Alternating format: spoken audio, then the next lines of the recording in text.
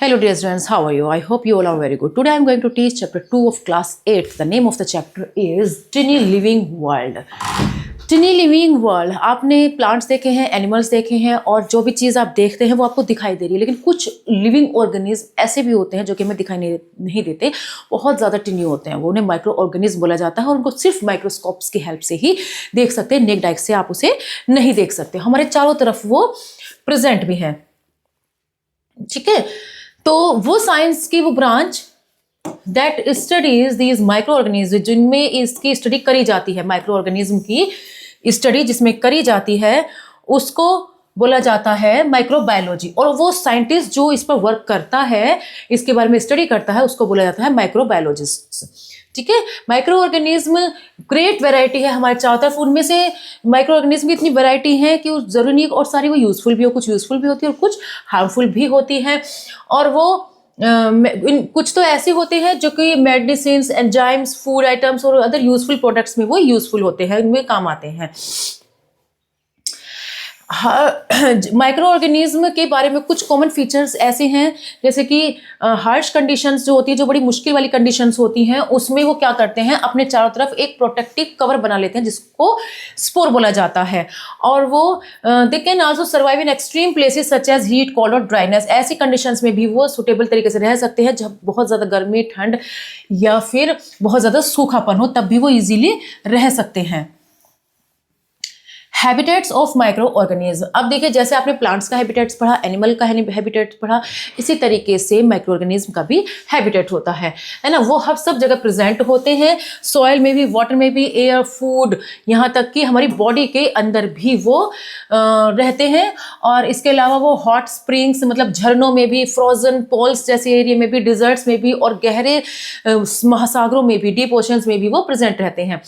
कुछ micro organism ऐसी condition में भी रहते हैं, ऐसे माइक्रो ऑर्गेनिज्म जो कि एक्सट्रीम कंडीशंस में भी रह सकते हैं जिसमें कोई नहीं रह सकता, मतलब बहुत ही टिपिकल सी कंडीशन होती है, उसको एक्सट्रीमोफाइल्स उसको बोला जाता है। कुछ माइक्रो ऑर्गेनिज्म कुछ टाइम के लिए आउटर सरफेस होते हैं, कुछ लेवल्स को मतलब वो रेडिएशन के हाई लेवल को भी वो बियर कर सकते हैं, ऐसे भी ऑर्गेनिज्म होते हैं। Micro organism often live with larger organism in symbiotic relationship. Some are useful mutualism while other may cause harm, parasitism. Micro organism जो लार्जर ऑर्गेनिज्म होते हैं, जो मल्टी सेलुलर वाले ऑर्गेनिज्म होते हैं, उनके अंदर वो रहकर म्यूचुअलिज्म करते हैं, और कुछ ऐसे भी होते हैं जो कि हार्मफुल होते हैं, उनके साथ ही रहकर उसको बोला जाता है पैरासिटिज्म, यानी कि दूसरों पर डिपेंड हो रहे हैं। तो जरूरी नहीं है वो दूसरे के अंदर, दूसरे ऑर्गेनिज्म के अंदर, दूसरों की बॉडी के अंदर रहकर वो जरूरी फायदे दे रहे, नुकसान भी वो देते हैं। तो इस तरीके से म्यूचुअलिज्म और पैरासिटिज्म दो तरीके से वो रहते हैं लार्जर ऑर्गेनिज्म के अंदर। जैसे कि बैक्टीरिया है, माइक्रो ऑर्गेनिज्म के अंदर सबसे पहले आता है बैक्टीरिया, आता है एल्गी, फंगी, प्रोटोजोआ और वायरसेस। इसकी लैंग्वेज भी थोड़ी सी अलग होती है। अगर हम बैक्टीरिया को सिंगल फॉर्म में कहें तो उसे बैक्टीरियम बोला जाता है, एल्गी को एल्गा, फंगी को फंगस, प्रोटोजोआ को प्रोटोजोअन, और वायरसेस प्लूरल में है लेकिन एक में वायरस होता है। ठीक है, यानी कि सारे सिंगल फॉर्म में है इसके। तो पढ़ते हैं सबसे पहले बैक्टीरिया के बारे में। बैक्टीरिया क्या होते हैं? टिनी सिंगल सेल ऑर्गेनिज्म होते हैं, यानी कि सिर्फ एक सेल के बने हुए होते हैं, और कॉमनली वो स्फेरिकल यानी कि गोल छड़ की तरीके की शेप के, और स्पाइरल मतलब जैसे स्नेक होता है इस तरीके से, ऐसे शेप में और होते हैं। मोस्ट बैक्टीरिया लगभग 1 से 2 माइक्रोमीटर साइज में होते हैं। माइक्रोमीटर, एक माइक्रोमीटर का मतलब होता है 10⁻⁻⁶ मीटर। ठीक है, यानी कि इतने छोटे साइज में वो होते हैं, और नेचर में वो बहुत ही इंपॉर्टेंट रोल प्ले करते हैं। सोयल में नाइट्रोजन फिक्सेशन का काम भी वही करते हैं। नाइट्रोजन फिक्सेशन का मतलब होता है जो एटमॉस्फेयर में नाइट्रोजन होती है उसके कंपाउंड्स बनाना। तो उसके कंपाउंड्स अपने आप ही नहीं बनते, नाइट्रोजन के कंपाउंड्स ही प्लांट यूज करता है, ओनली नाइट्रोजन को भी यूज नहीं कर सकता। ठीक है, तो कुछ इसके लिए हेल्पफुल भी होते हैं जो इस काम करते हैं, लेकिन कुछ डिजीज भी पैदा करते हैं जैसे कि डिसेंट्री, कॉलेरा और ट्यूबरकुलोसिस। ये ऐसी डिजीजेज है जो बैक्टीरिया की वजह से होती हैं। बैक्टीरिया की कुछ शेप्स भी होते हैं, मतलब सभी बैक्टीरिया एक जैसे नहीं होते, अलग अलग शेप्स के होते हैं। जैसे कि एक होता है rod shape bacteria. Rod shape bacteria होता है इकोलाई लैक्टोबैसिलस, ये एग्जाम्पल हैं रोड शेप बैक्टीरिया के। ठीक है, स्फेरिकल को और रोड शेप को बेसिली भी बोलते हैं, स्फेरिकल को कोकी भी बोलते हैं। स्फेरिकल वाली शेप के स्ट्रेप्टोकोकस और स्टेफाइलोकोकस ये इसके एग्जाम्पल हैं। स्पाइरल के एग्जाम्पल है स्पाइरलम और ट्रिपोनेमा। अब हम पढ़ते हैं हार्मफुल बैक्टीरिया के बारे में। तो कुछ बैक्टीरिया ऐसे हैं जो कि निमोनिया, एंथ्रेक्स, टाइफाइड और वुपिंग कफ जैसी यानी काली खांसी जैसी बीमारी वो पैदा करते हैं। ठीक है। हेल्पफुल बैक्टीरिया कौन से होते हैं? जो कि हमारी दही बनाने में, पनीर बनाने में, विनेगर, एंटीबायोटिक्स वगैरह बनाने में यूज होते हैं। प्लांट्स में माइक्रोब्स डिजीज भी, मतलब ऐसा नहीं है कि वो एनिमल में ही डिजीज क्रिएट कर रहे हैं, वो प्लांट्स में भी डिजीज क्रिएट करते हैं, जैसे कि लीफ ब्लाइट है, रूट रॉट, विल्टिंग, ये सारी बीमारी एक बीमारी के नेम है, एक डिजीज के नेम है जो कि प्लांट्स के अंदर होती हैं। और दीज इन्फेक्शंस में spread through air, water, soil और इंसेक्ट्स। लेकिन और ये बीमारी होती कैसे, किसके थ्रू ये बैक्टीरिया जाते हैं?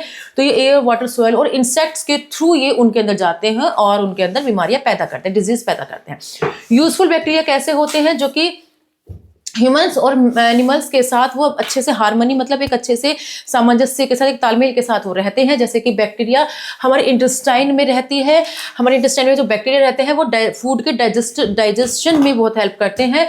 और इसके अलावा वो हार्मफुल जर्म से भी ग्रोइंग होते हैं, हार्मफुल जर्म्स जो होते हैं उनसे भी प्रिवेंट हमें यूजफुल बैक्टीरिया करते हैं।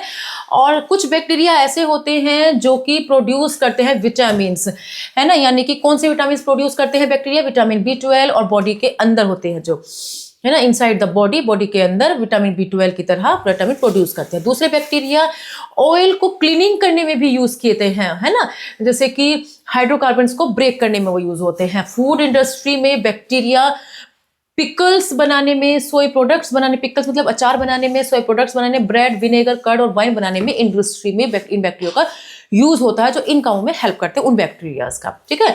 बायोटेक्नोलॉजी की हेल्प के साथ बैक्टीरिया इंजीनियरिंग, बैक्टीरिया क्या करते हैं? Bacteria also engineer to make medicine such as insulin and antibiotics, यानी कि कुछ मेडिसिन बनाने में भी वो हेल्प करते हैं, जैसे कि इंसुलिन और एंटीबायोटिक्स, इनको बनाने में बैक्टीरिया का ही यूज होता है। ठीक है।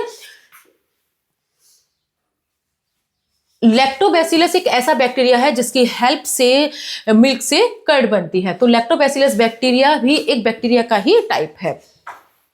नेक्स्ट है इसमें एल्गी के बारे में पढ़ते हैं। देखिए, हमने भी बैक्टीरिया के बारे में पढ़ा, उसकी शेप्स वगैरह पढ़ी और क्या कौन सा उसमें यूजफुल है, कौन से हार्मफुल है और कौन सी बीमारी प्लांट्स और एनिमल्स में होती हैं, इन सब के बारे में हमने पढ़ा। अब हम पढ़ते हैं एल्गी के बारे में। एल्गी भी एक प्लांट के तरीके से दिखने वाला माइक्रो ऑर्गेनिज्म है जिसके अंदर क्लोरोफिल होता है, यानी कि क्लोरोफिल का मतलब है अपना खाना वो खुद बना सकता है, यानी कि फोटोसिंथेसिस करता है। ओके। तो ये कहाँ पर? डैम्प प्लेसेस में, मतलब जहां थोड़ी नमी सी होती है, दलदली सी होती है, नमी प्लेसेस में, जैसे कि पॉन्ड्स, रिवर, ट्री बार्क मतलब पेड़ों की जो छाल होती है उसको बोलते हैं वेट वॉल्स, मतलब गीली दीवारों में, यहाँ तक कि बर्फ में भी एल्गी मिलती है। ओके।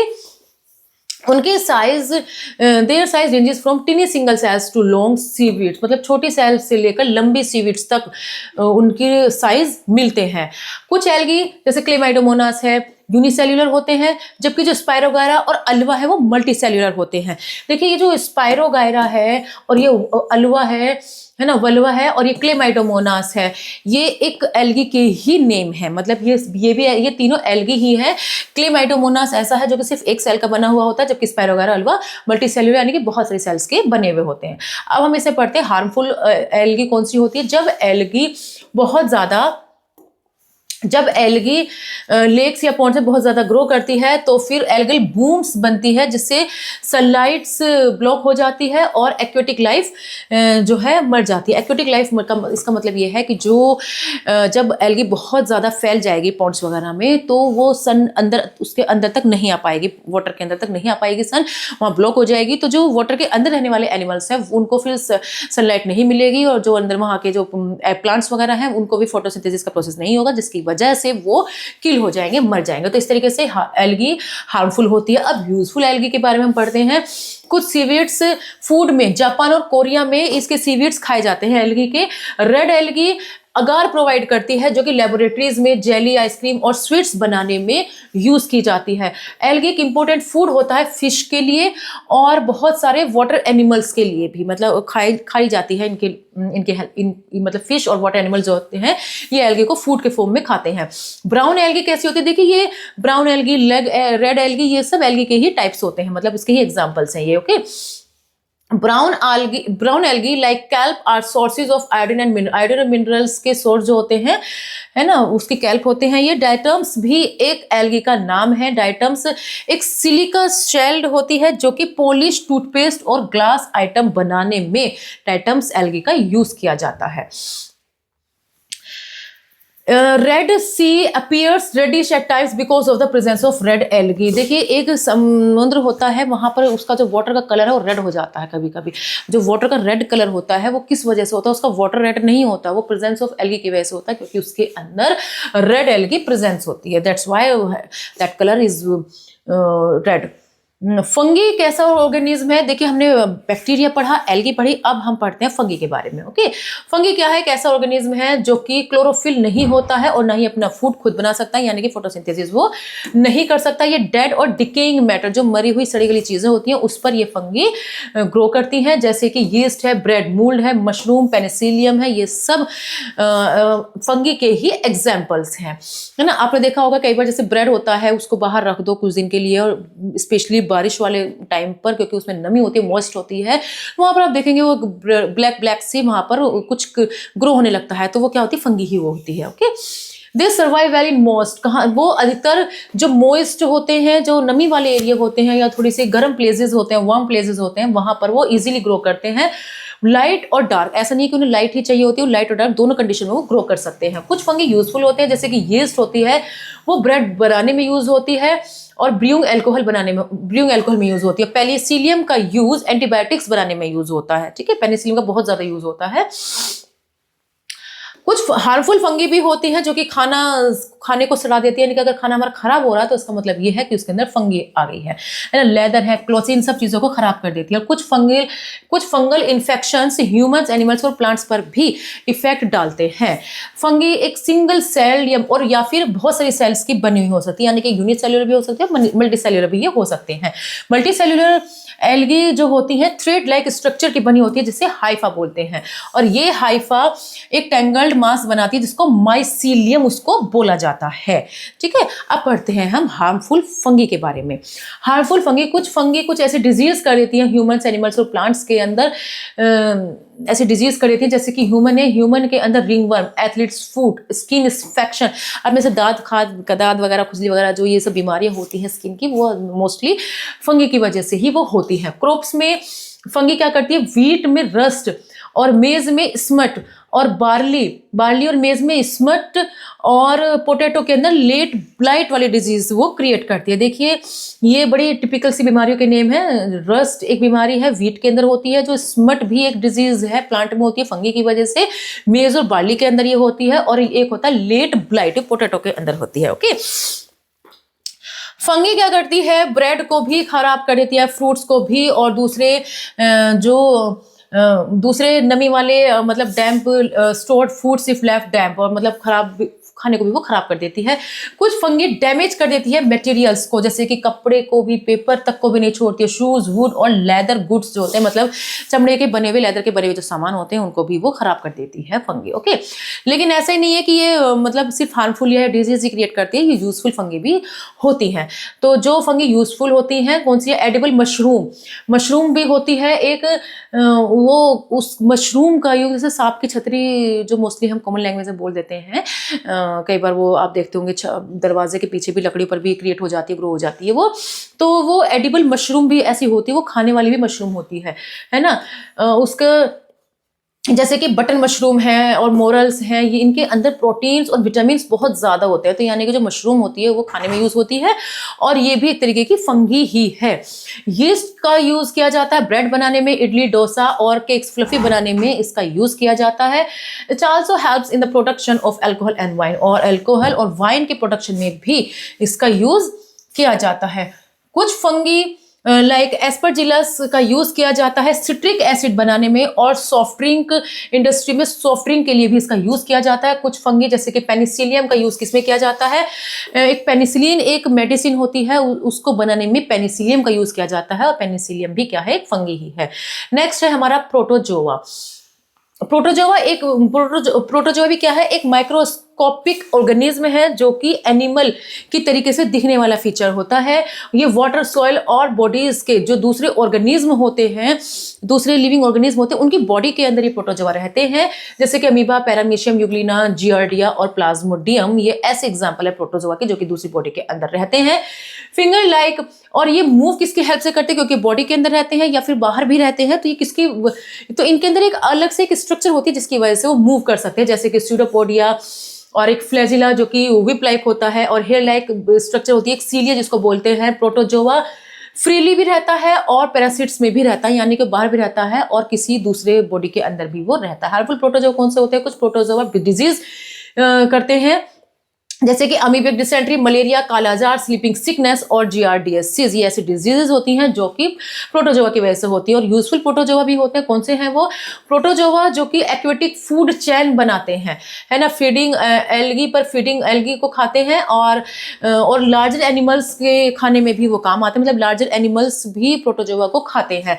तो ये सीवेज वाटर को क्लीन करने में भी हेल्प करते हैं और बायोलॉजिकल रिसर्च में भी इनका यूज किया जाता है। नेक्स्ट है हमारा वायरसेस। ओके, वायरसेस क्या है? स्मॉलेस्ट माइक्रो ऑर्गेनिज्म है जो कि बैक्टीरिया से छोटे होते हैं। ये ऑर्डिनरी माइक्रोस्कोप से भी ये नहीं दिखाई दे सकते, इनके लिए एक अलग से माइक्रोस्कोप होते हैं जिनको इलेक्ट्रॉन माइक्रोस्कोप उनको बोला जाता है। वायरसेस लिविंग और नॉन लिविंग थिंग्स की बाउंड्री पर है, यानी कि ना तो उन्हें लिविंग ऑर्गेनिज्म पूरी तरीके से बोला जा सकता है, ना ही उनको नॉन लिविंग उनको पूरी तरीके से बोला जा सकता है। ठीक है, तो वायरस क्या है? एक्टिव है, किसी होस्ट सेल के अंदर एक्टिव है, जहां पर ये मतलब एक ऐसी इसको एक होस्ट सेल इसको ऐसी चाहिए होती है जहां पर वो ग्रो कर सकता है, यानी कि वो अपने आप रिप्रोडक्शन नहीं कर सकता, अपने आप वो ग्रो नहीं कर सकता है। वायरस के अंदर या तो डीएनए होता है या फिर आरएनए होता है। ठीक है, डीएनए और आरएनए एक जेनेटिक्स मटेरियल होते हैं जो सभी की बॉडी के अंदर मिलते हैं। तो वायरस के अंदर दोनों चीजें नहीं मिलती, या तो डीएनए मिलता है या फिर आरएनए मिलता है। साइंस की ब्रांच में जिसमें वायरस की स्टडी करी जाती है उसको वायरोलॉजी बोला जाता है। नेक्स्ट है हमारा हार्मफुल वायरसेस। वायरस जो होते हैं वो हार्मफुल भी होते हैं और वो यूजफुल भी होते हैं। ठीक है, तो पहले हम पढ़ेंगे हार्मफुल वायरस के बारे में। ये वायरस जो होते हैं प्लांट्स और एनिमल्स के अंदर डिजीज क्रिएट कर देते हैं, डिजीज हो जाती है इनकी वजह से। ह्यूमंस के अंदर भी होती है, तो ह्यूमंस की वजह से जब डिजीज होती है तो वो cold, flu, measles, chicken pox, polio, AIDS और रेबीज जैसी डिजीज भी वायरस की वजह से ही होती हैं। ठीक है, और कैटल्स में फुट माउथ डिजीज, फूट और माउथ डिजीज, EFMD भी इसको शॉर्ट में बोलते हैं, ये भी वायरस की वजह से ही होती है। और प्लांट्स के अंदर मोजाइक डिजीज, जो टोबैको के अंदर, तंबाकू के अंदर सबसे पहले रिसर्च करी गई थी, वो टोबैको मोजाइक वायरस डिजीज ही थी जो सबसे पहले रिसर्च करी गई थी। ठीक है, ये जो वायरस है देखिए इस टाइप का, ये मम्प्स वायरस इस तरीके का होता है, बैक्टीरियोफेज वायरस ये इस तरीके का होता है। ये यहाँ पर इस तरीके की ऐसी शेप ये होती है, और फिर यहाँ पर ये इसकी ये टेल्स होती हैं। ओके, अब इसमें है नेक्स्ट हमारा प्लांट्स में कौन कौन सी होती है। प्लांट्स वायरसेस में देखिए ये तो हमने पढ़ा कि ह्यूमन के अंदर कौन सी डिजीज होती है, common cold, flu, measles, chicken pox वगैरह, पोलियो और एड्स, रेबीज भी। और जो इसके कैटल के अंदर होती हैं वो फुट माउथ डिजीज होती है। और नेक्स्ट है हमारा प्लांट्स के अंदर भी कुछ डिजीज होती हैं, जैसे कि प्लांट्स के अंदर तो टोबैको मोजाइक वायरस एक बीमारी होती है, दूसरी येलो वेन मोजाइक ओकरा बंचीटोप इन बनाना के अंदर बंचीटोप होती है, और ओकरा के अंदर येलो वेन मोजाइक नाम की एक बीमारी होती है। ठीक है, इसके अलावा टोबैको इन मोजाइक, टोबैको में तंबाकू यानी कि तंबाकू में मोजाइक नाम की बीमारी होती है। अब यूजफुल वायरसेस कौन से होते हैं? तो वैसे तो ज़्यादातर वायरस हार्मफुल ही होते हैं, लेकिन कुछ साइंटिफिक रिसर्च में आया है कि कुछ हेल्पफुल भी होते हैं। तो help scientist to study how genes work inside cells and are used in molecular biology experiments. तो उन्होंने जो वायरसेस है हेल्प करी है साइंटिस्ट की किसमें स्टडी करने में, जो जीन्स होते हैं वो किस तरीके से वर्क करते हैं हमारे अंदर। जीन्स जैसे कि आरएनए डीएनए हमारे जीन्स होते हैं, जेनेटिक मटेरियल ये होते हैं। आरएनए डीएनए की फुल फॉर्म होती है राइबो न्यूक्लिक एसिड, और डीएनए की फुल फॉर्म होती है डीऑक्सीराइबोज न्यूक्लिक एसिड। ये जीन्स होते हैं हमारे। और इसके अलावा इनके अंदर होते हैं जीन्स, डीएनए आरएनए के अंदर। और तो जीन्स में काम करने पर, जीन्स कैसे काम करते हैं हमारी बॉडी के अंदर, इसमें हेल्प करी है। और मॉलिक्यूलर बायोलॉजी में भी मॉलिक्यूलर बायोलॉजी में एक्सपेरिमेंट में भी इनका यूज किया जाता है। वायरस जीन थेरेपी में भी अप्लाई किए जाते हैं, जहां पर वे मॉडिफाइड हो जाते हैं हेल्दी जीन्स को ले जाने में डिफेक्टिव सेल्स के अंदर। मतलब एक बेकार सेल्स होगी, मतलब रोग वाली सेल होगी, और उसके अंदर अगर हम अच्छे वाले हेल्दी जीन्स अगर उसके अंदर मॉडिफाइड कर दिए जाएं तो इससे एक बहुत अच्छी बहुत फ़ायदा इससे होता है। जैसे कि इस टेक्निक का यूज़ हम करते हैं ट्रीटमेंट में, कैंसर के ट्रीटमेंट में, और जो जेनेटिक डिसऑर्डर्स होते हैं, जेनेटिक डिसऑर्डर्स मतलब जो जीन से रिलेटेड जो बीमारी होती हैं उनको बोलते हैं जेनेटिक डिसऑर्डर्स। जीन से मतलब कि आनुवंशिकता जैसे चली आती है उसको। डिजीज कॉजिंग माइक्रो ऑर्गेनिज्म, तो माइक्रो ऑर्गेनिज्म की वजह से कौन सी बीमारी होती है, जिनके अंदर जब माइक्रो ऑर्गेनिज्म की वजह से कोई बीमारी होती है तो उसको पैथोजेंस या जर्म्स उनको बोला जाता है। और ये प्लांट्स, एनिमल्स और ह्यूमंस को उन पर इफेक्ट डलता है। पैथोजेंस नुकसानदायक होता है, बॉडी के अंदर मल्टीप्लाई करती है और फिर हार्मफुल केमिकल वो रिलीज करती है। तो वायरस मोस्ट डेंजरस है पैथोजेंस के लिए। एग्जांपल जैसे कि कोरोना वायरस, ये जनरली कैसे फैलता है, एयर से फैलता है और क्लोज कॉन्टैक्ट से वो फैलता है। अगर बिल्कुल पास में ही बैठ रहेंगे, जैसे कोई छींक दे तो फिर उसके वो जो वायरस है वो दूसरी बॉडी के अंदर चले जाएंगे। तो इसलिए बॉडी को हाइजीन करना बहुत ज़रूरी है। बॉडी को हाइजीन हम कैसे रख सकते हैं, हैंड वॉश करके और मास्क को वेयर करके, और जो भीड़ भाड़ वाला एरिया है वहाँ से उसको अवॉइड करके, ठीक है।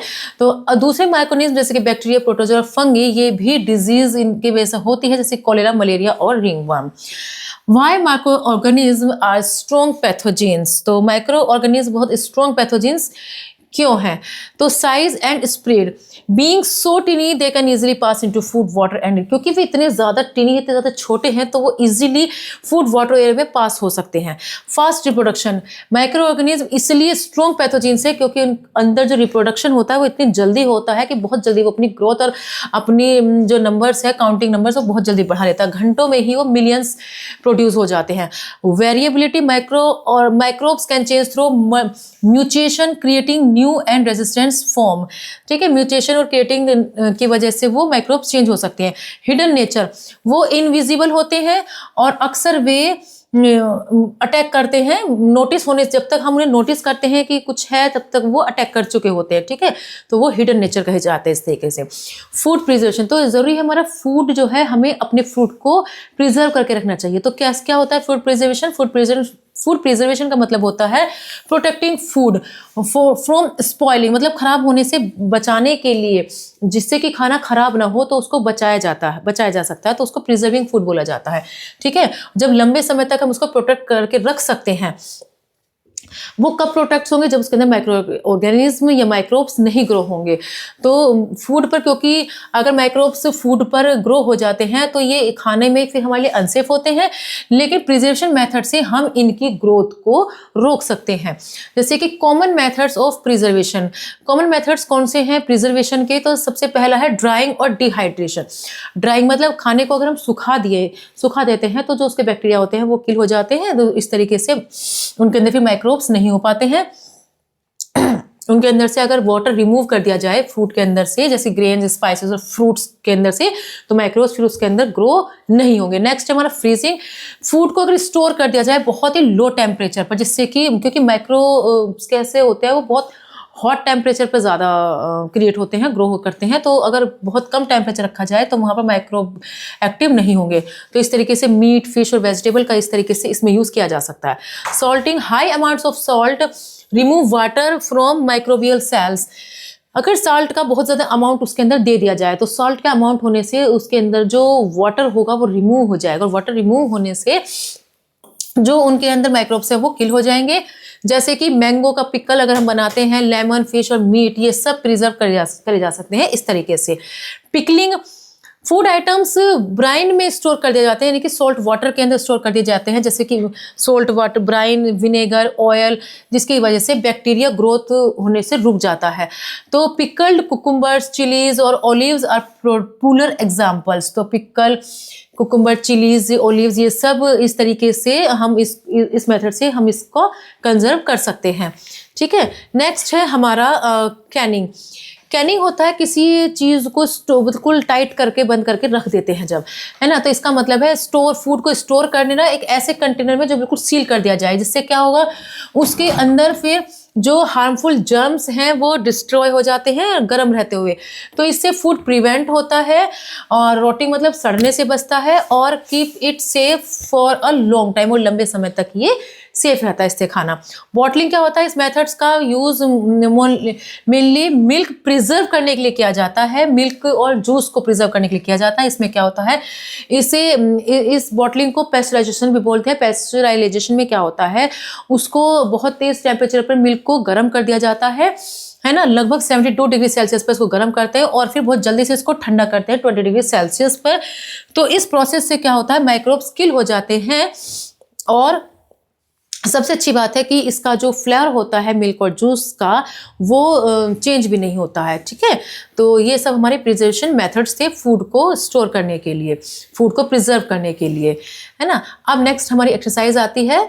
तो फर्स्ट क्वेश्चन क्या है, करेक्ट ऑप्शन, क्लेमाइडोमोनास एक यूनिसेल्युलर एल्गा है और वायरस जब बैक्टीरिया पर अटैक करता है तो उसको बैक्टीरियोफेज उसको बोला जाता है। Curd is made from milk with the help of lactobacillus. Fungi used to make antibiotic penicillin यानी कि penicillium. The disease malaria is caused by plasmodium fucus a brown algae. Which of the following can not be classified either. इसको virus को अभी तक कोई classify नहीं कर पाया है कि लिविंग है या नॉन लिविंग थिंग है, ठीक है, क्योंकि ये होस्ट नहीं, इसको होस्ट की जरूरत पड़ती है। Which among the following shapes is the larger bacteria, तो spiral shaped this deadly virus cause an illness called covid. Covid हुआ है corona virus. In harsh condition bacteria इसके अंदर आ जाएगा हमारा, इसके अंदर हमारा बैक्टीरिया आ जाएगा और algae are mostly a fungal thread network या मास भी इसको बोल सकते हैं, नेटवर्क या mass. The carries the dengue virus, तो मोस्क्वाइटो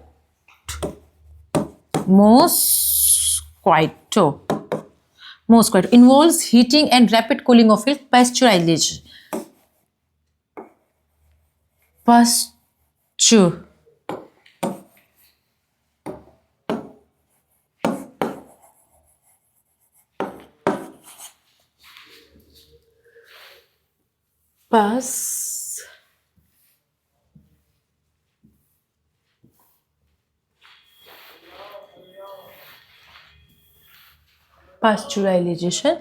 पास्चुराइजेशन, ठीक है, पास्चुराइजेशन इसको बोला जाता है। नेक्स्ट है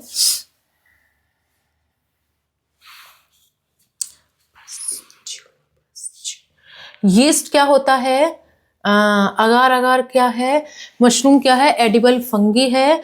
plasmodium causes malaria. Agar agar obtained from algae और यूज्ड क्या है, used in bread.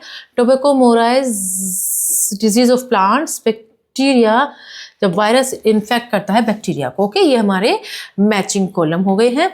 Who is known as the father of microbiology, तो एंटनी वैन ल्यूवेनहॉक फादर है माइक्रोबायोलॉजी के। Name one fungus that is used in making cheese, तो penicillium, Penicillium,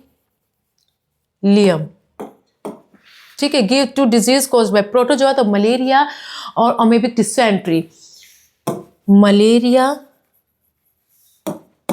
और amoebic dysentery. What is fermentation? The fermentation is the process in which starch is converted into acids, gases or ethanol in the presence of fungi. ठीक है, not fungi, in the presence of microbes. Microbes के presence में जब starch convert हो जाता है, sugar convert होती है, स्टार्च की शुगर कन्वर्ट होता है एसिड से, गैसिड से इथेनॉल में, ठीक है। Right about the different shapes of bacteria with suitable examples. तो बैक्टीरिया की डिफरेंट शेप्स कौन सी होती है, तो रेड रोड शेप जिसको बैसिली बोलते हैं, लैक्टोबैसिलस उसका एग्जांपल है। दूसरा स्फेरिकल मतलब कोकस यानी कि स्ट्रेप्टोकोकस इसका एग्जांपल है। और नेक्स्ट है स्पाइरल का स्पाइरिली और स्पाइरिलम इसका एग्जांपल है, ओके। एक्स्ट्रोमोफिल्स क्या होते हैं? Extremophile that microbes which live in such extreme conditions are called extremophiles. और इसके एग्जाम्पल हैं बैक्टीरिया, फंगी, ये सब इसके एक्स्ट्रोमोफिल्स ही हैं। Pension any two helpful uses of algae. Algae से देखो रेड एल्गी का यूज़ किया जाता है अगार बनाने में, जिसका यूज़ रेड चिली स्वीट और आइसक्रीम के कलर वगैरह करने में किया जाता है। दूसरा डाइटम्स होता है जिसका यूज़ किया जाता है टूथपेस्ट वगैरह बनाने में। और इसके अलावा और क्या है, algae is used in food for fish and aquatic animals also. Okay, how is bread made soft and spongy with the help of yeast? yeast कैसे मतलब yeast क्या करता है? यीस्ट करता है, यीस्ट कार्बन डाइऑक्साइड प्रोड्यूस करता है और इथेनॉल प्रोड्यूस करता है ना, in the presence of microbes. और फिर जब कार्बन डाइऑक्साइड हो जाते हैं तो उससे जो डॉ होता है वो राइज हो जाता है और उसके अंदर एयर पैचेस उसके अंदर हो जाते हैं, जिसकी वजह से जो ब्रेड वगैरह होता है वो स्पंजी हो जाता है और सॉफ्ट हो जाता है। ठीक है, मतलब कार्बन डाइऑक्साइड बन जाता है। पर इस प्रोसेस को वो बोला था फर्मेंटेशन की वजह से, ये सब कार्बन डाइऑक्साइड फर्मेंटेशन की वजह से हो जाती है। Why are virus called organism at the borderline of life? देखिए, वायरस जो हैं अपने आप एक्टिव नहीं होते हैं, ये जब तक किसी होस्ट के अंदर नहीं जाते हैं तो वो एक्टिव नहीं होते हैं, ना ही फिर वो मल्टीप्लाई होते हैं। तो after entering in the host cells and it multiplying, है ना, ये मल्टीप्लाई करते हैं और फिर वहाँ पर ही अपना काम करते हैं जो भी है। तो इस तरीके से ये एक्टिव तभी होंगे जब इन्हें कोई होस्ट सेल मिलती है। What is pasturalization? What is it important for milk safety? तो पैस्चुराइजेशन क्या होता है? पैस्चुराइजेशन एक ऐसा प्रोसेस होता है जो मिल्क और जूस को प्रिजर्व करने के लिए यूज़ किया जाता है। इसको 72 डिग्री सेल्सियस तक इसको हाई टेम्परेचर पर इसको हीट किया जाता है और तब रैपिडली फिर इसको कूल किया जाता है 20 डिग्री सेल्सियस तक। तो इससे जो टेस्ट होता है वो चेंज नहीं होता, उसका फ्लेवर ऐसे ही रहता है, चेंज नहीं होता। तो इस प्रोसेस को पैस्चुराइजेशन बोला जाता है और मिल्क के लिए बहुत ज़्यादा इसीलिए सेफ्टी होता है क्योंकि इसका जो टेस्ट होता है, फ्लेवर होता है, वो चेंज नहीं होता है। Explain how the following microorganism are both useful and harmful. तो बैक्टीरिया, प्रोटोजोआ, वायरस के यूजेस और हार्मफुल, और इसमें fungi describe their role in medicine and food spoiling.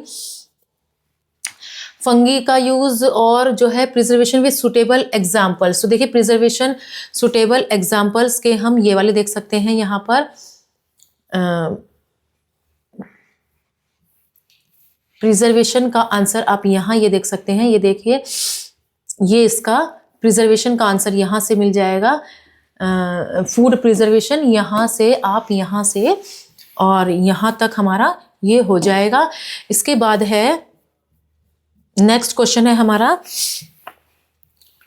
एक तो एल्गी के बारे में पूछा गया है इसमें यहाँ पर,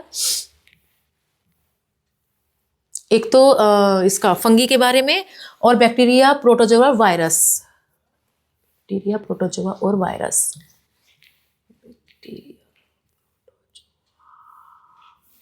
ये देखिए यहाँ पर ये रहा बैक्टीरिया, ये एल्गी के बारे में पूछा गया है। एल्गी के बारे में आप यहाँ से यहाँ तक का आंसर दे देंगे। और फिर पूछा गया है बैक्टीरिया, प्रोटोजोआ और वायरस।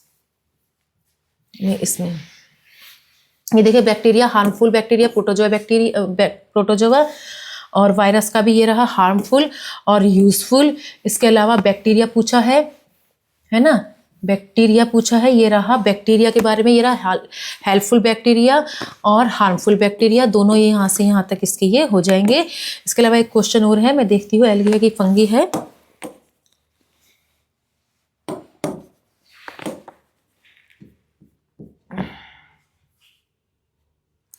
ये यहाँ पर इसका ये जो मैं निशान लगाए हैं, bacteria, helpful bacteria, useful bacteria हो गया यहाँ पर, और फिर प्रोटोजोआ हो गया, ऐसे ही ये फंगी भी हो गया इसी तरीके से। सॉरी, फंगी नहीं है पूछा, प्रोटोजोआ पूछा है, हार्मफुल और यूजफुल भी हो गया, और वायरस भी हार्मफुल और यूजफुल दोनों हो गया है। ठीक है, अब एक क्वेश्चन और रहा है इसमें, कौन सा क्वेश्चन रहा है?